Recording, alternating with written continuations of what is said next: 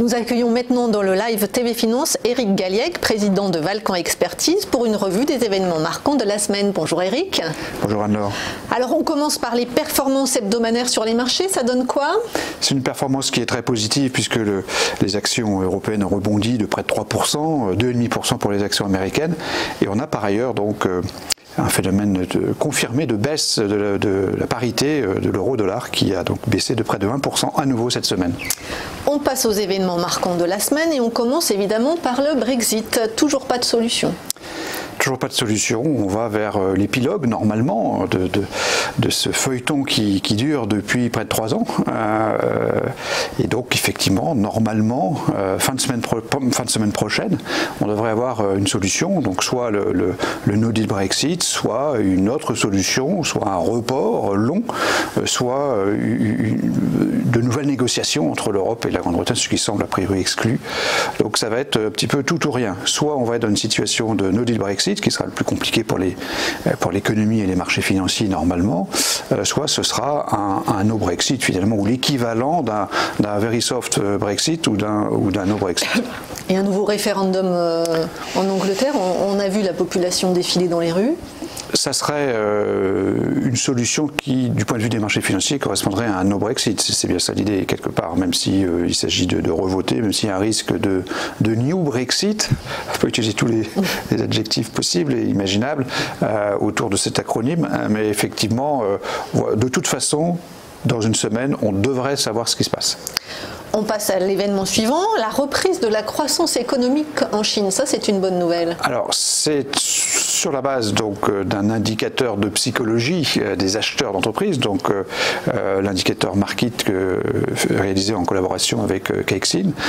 On a le sentiment effectivement que cette croissance économique chinoise, dont on doutait depuis quelques mois, va peut-être se stabiliser en tout cas, ou cesser de s'aggraver, puisque cet indicateur est passé au-dessus de 50, en deçà de 50, il reflète une situation récessive au niveau de l'industrie. Là, on est repassé au-dessus. Donc c'est le deuxième mois consécutif d'appréciation de cet indicateur avancé, et il nous semblerait nous dire que la Chine irait ou va aller peut-être un petit peu mieux. Autre bonne nouvelle, cette fois pour l'économie européenne. Les ventes au détail qui ont repris, plus 0,4%, supérieur en tout cas aux attentes du consensus Reuters.